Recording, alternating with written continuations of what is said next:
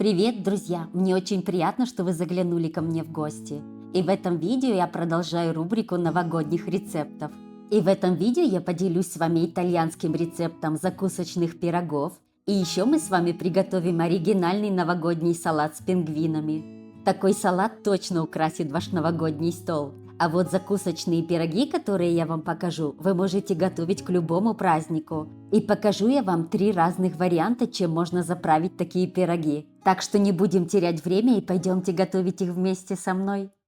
И для приготовления этих пирогов нам понадобится 2 яйца, 500 мл теплого молока, 50 грамм дрожжей, стакан растительного масла, стакан у меня на 250 мл, 2 чайные ложечки соли, 2 чайные ложечки сахара и килограмм муки. Сначала растворяю дрожжи в теплом молоке.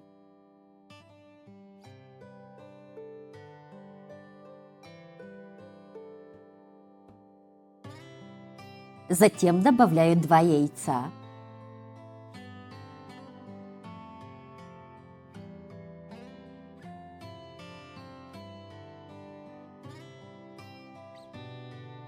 Добавляю сахар и соль.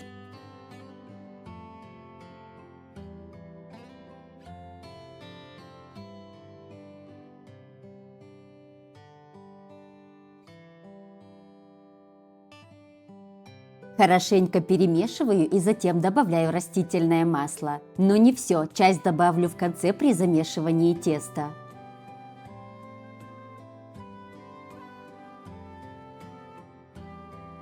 Ну и затем постепенно добавляю муку. У меня ушел ровно килограмм муки.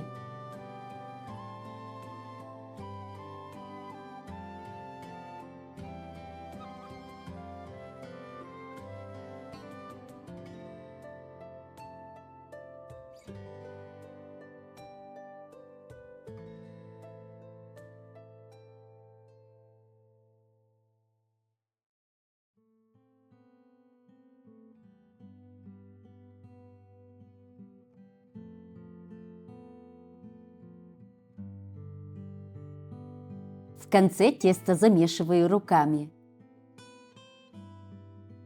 И хоть тесто еще немного липнет к рукам, добавляю постепенно оставшееся растительное масло. Стараюсь не забивать тесто мукой. Замесили, а сейчас накрываю пищевой пленкой и полотенцем и оставляю на час до его поднятия.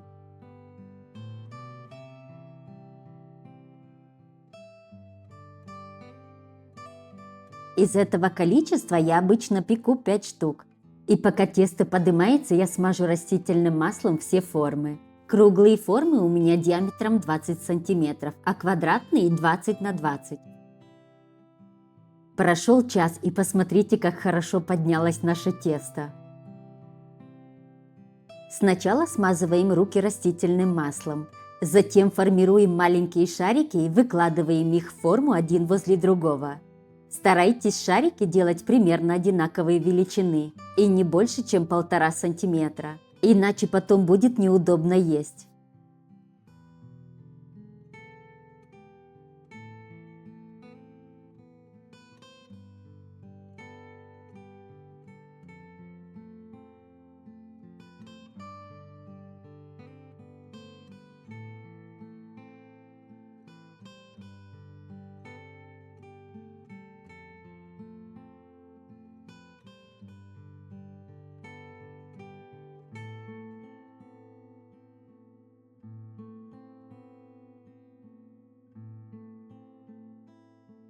Готово, а теперь снова накрываем и оставляем на час до поднятия.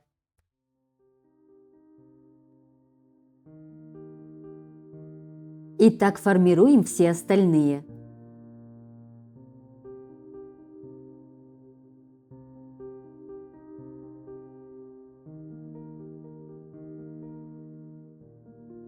Готов и следующий.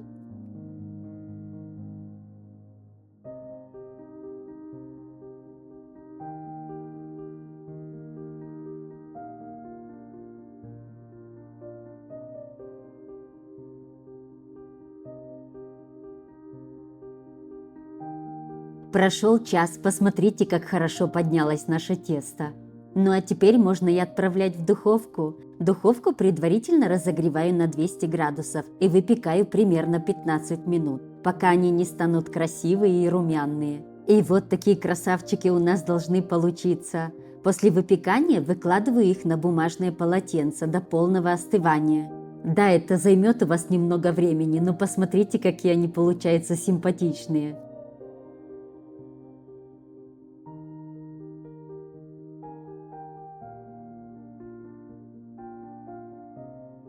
После того, как наши пироги остыли, нужно обязательно порезать их пополам, прежде чем убрать в морозилку.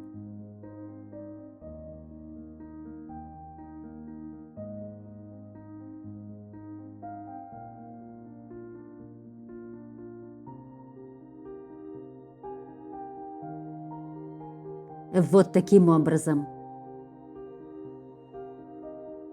И затем я их складываю в такие пакеты и убираю в морозилку. Это очень удобно.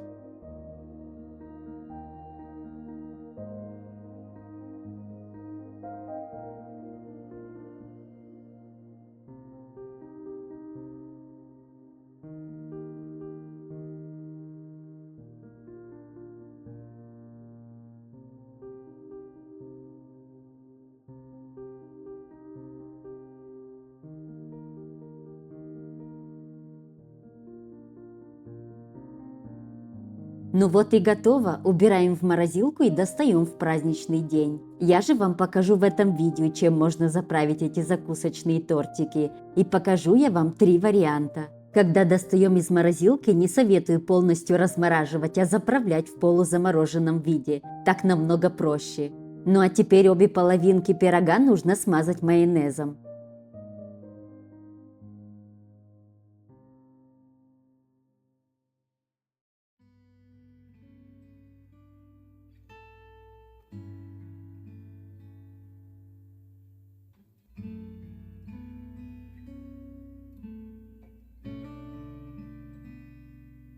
Смазали обе половинки майонезом, ну а теперь приступим к сборке первого варианта. И для этого нам понадобится бризаула. Кто не знает, бризаула – это итальянская вяленая говяжья ветчина. Выкладываем ее первым слоем, покрывая весь пирог.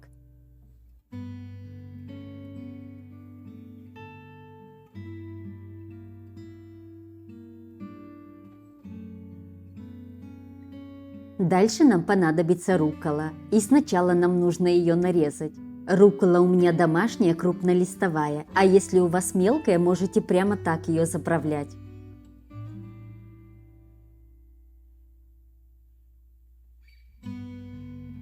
Отправляю ее в салатник и заправляю. Сначала солю, затем добавляю оливковое масло и лимонный сок.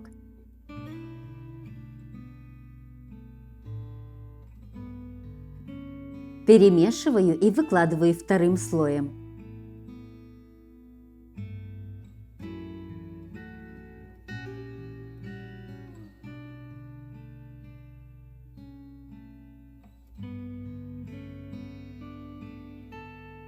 Дальше сверху крупно натираю пармезан. Итальянцы очень любят сочетание бризаулы, рукколы и пармезана. Это очень вкусно, и я его очень полюбила. И затем накрываем второй половинкой. Вот такой вкусный, красивый закусочный пирог у нас получился. Советую заправлять несколько часов до праздника, обернуть фольгой и убрать в холодильник. Пусть он немного пропитается. И затем нарезаем на порционные кусочки и подаем. Это не только очень вкусно, но и смотрится очень даже презентабельно. Ну а теперь приступим к следующему варианту. Я уже смазала обе половинки пирога майонезом. Дальше нам понадобятся вареные яйца, и нарезаю я их кольцами. А вы, если хотите, можете их натереть на крупной терке. И для второго пирога мы будем использовать готовые артишоки, яйца и тунец. Баночка тунца у меня на 160 грамм. Первым слоем выкладываю вареные яйца.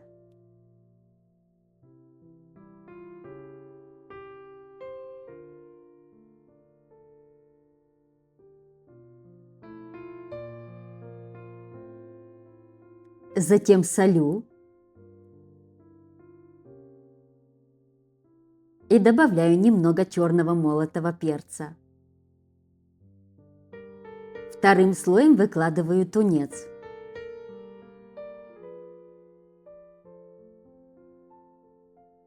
И дальше слоем выкладываю артишоки.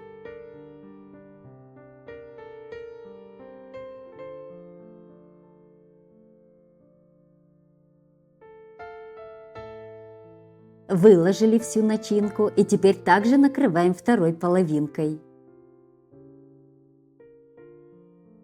И следующий пирог готов. Давайте я вам покажу кусочек. Это очень вкусно. Ну а мы приступим к третьему варианту. Также смазываю обе половинки майонезом. Затем выкладываем первым слоем копченый лосось.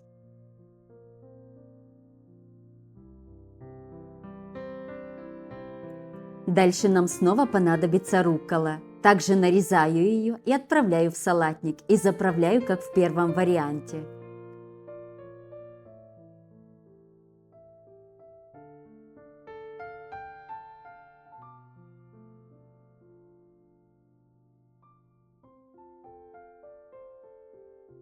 Вторым слоем можете выкладывать заправленную рукколу, а я еще добавлю и авокадо. Кто не любит авокадо, можете не добавлять, тоже будет очень вкусно.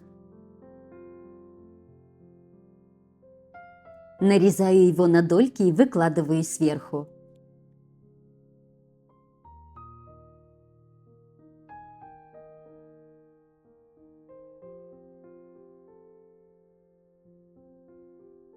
И сбрызгиваю его лимонным соком, чтобы он не потемнел. И сверху выкладываю заправленную рукколу.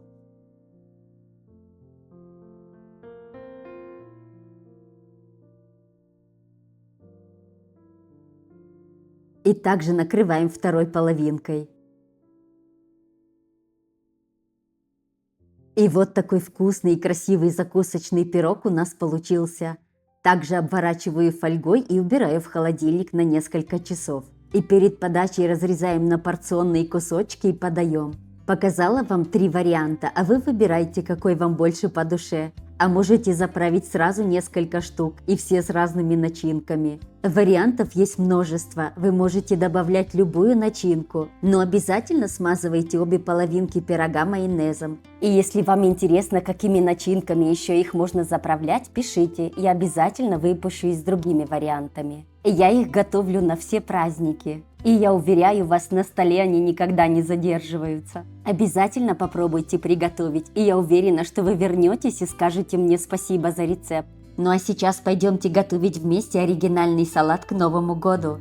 Для этого салата нам понадобится картофель и морковь, и нам нужно их отварить.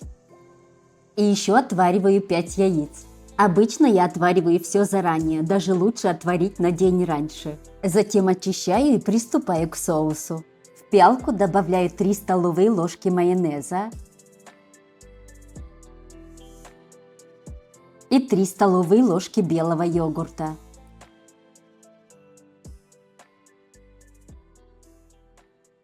И пропущу через пресс чеснок. Чеснок добавляйте на ваш вкус. Кто не любит чеснок, пропускайте этот этап. И немного присолите. Хорошенько перемешайте и отправьте в кондитерский мешок, так будет намного удобнее. Как всегда, ингредиенты я оставлю в описании под видео. Сразу говорю, делайте двойную порцию этой заправки. Теперь на блюдо выкладываем кондитерское кольцо или можете использовать съемную форму, как я. И натираем картофель на крупной терке. И теперь выкладываю в форму весь картофель. И хорошенько его приминаю. Салат я буду собирать в форме диаметром 22 см. Выложили слой картофеля, а теперь хорошенько присаливаем. И еще я добавляю черного молотого перца. Теперь этот слой смазываю нашим соусом.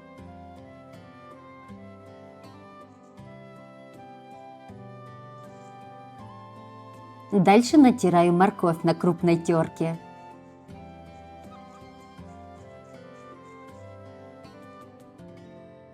И вторым слоем выкладываю морковь. Морковь у меня была крупная, и я решила сделать 2 слоя, чтобы салат выглядел еще ярче.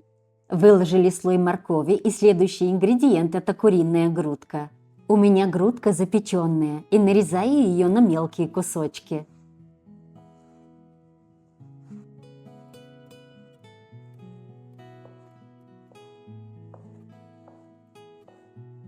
И выкладываю сверху.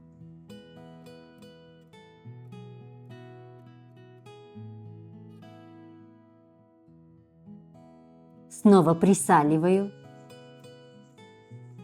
и добавляю черного молотого перца. И только сейчас я смазываю снова нашим соусом.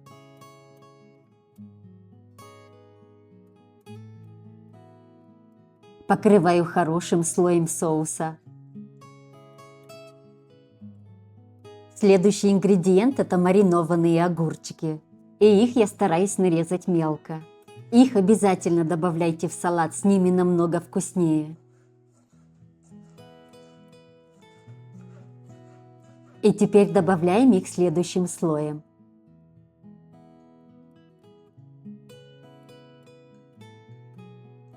Хорошо распределяйте до краев, чтобы все ингредиенты были видны.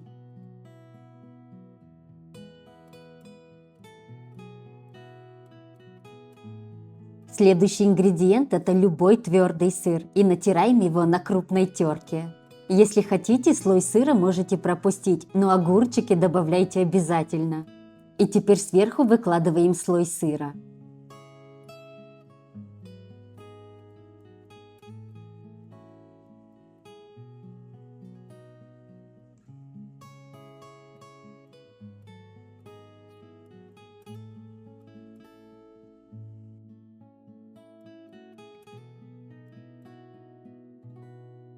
Дальше выкладываю второй слой моркови, но моркови можно выкладывать только один слой.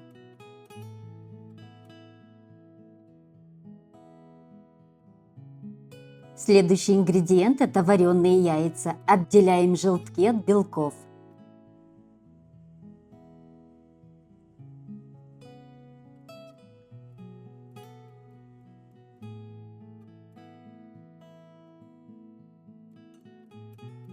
Обычно этот салат завершают тертыми желтками, но мне захотелось сверху выложить белки, имитируя снег, на котором стоят пингвины. Поэтому следующим слоем будет тертый желток. Желток я натираю на мелкой терке. Но немного желтка я оставляю в стороне, им я украшу только край салата сверху, чтобы было ярче и красивее. И остальной желток посыпаю следующим слоем. Дальше смазываю соусом.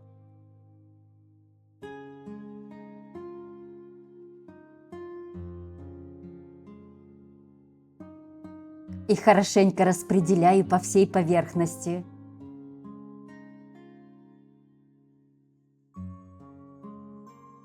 Вот таким образом. И теперь натираем яичный белок, это будет завершающий слой. Его я натираю тоже на мелкой терке. И теперь выкладываю сверху. Он точно будет похож на снег, на котором будут стоять пингвины. И в конце силиконовой лопаткой хорошенько поправляю края, чтобы салат смотрелся аккуратнее. Ну вот и все. И сейчас я только по краешку посыплю немного желтком, чтобы смотрелось немного ярче.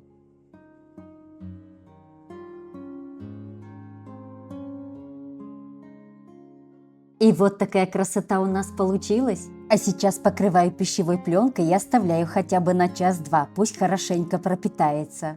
Если не хотите заморачиваться, украсьте просто зеленью. Ну а я приготовлю пингвинов и выложу сверху. И для этого нам понадобятся крупные и мелкие маслины.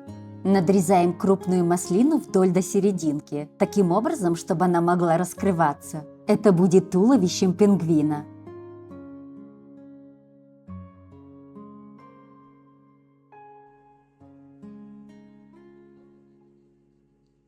Теперь берем любой творожный сыр и заполняем пустое пространство внутри маслины. Заполняем так, чтобы оливка обязательно раскрылась и в разрезе виднелся сыр. Ну и, конечно, салфеткой аккуратно протираем маслину, убрав остатки сыра. Вот таким образом.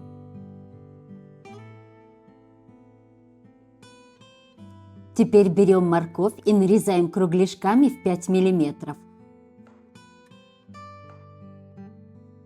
Примерно так.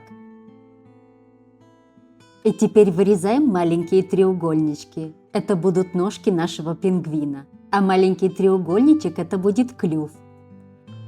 Теперь маленький треугольничек надо будет вставить в маленькую маслину. Но если он не помещается, отрежьте кусочек. И вставляем вот таким образом.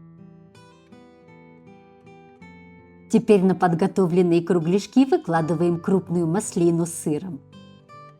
Теперь прокалываем зубочисткой маленькую маслину. Затем прокалываем крупную, доходя до моркови. Таким образом пингвин будет устойчиво стоять. И вот такой красивый пингвинчик у нас получился. Но прежде чем украшать ими салат, я советую смазать их растительным маслом. Так они будут смотреться намного красивее. И после того, как салат пропитался, аккуратно вынимаем кольцо и украшаем. И вот такой сказочный салат у нас получился. Красивый, вкусный и оригинальный. Такой салат точно не останется незамеченным на вашем праздничном столе. Ну посмотрите, какой он аппетитный. И какие яркие краски. Ставьте лайки и подписывайтесь на мой канал, чтобы не пропускать мои новые видео. Ну и, конечно, я жду вас в комментариях. До скорой встречи!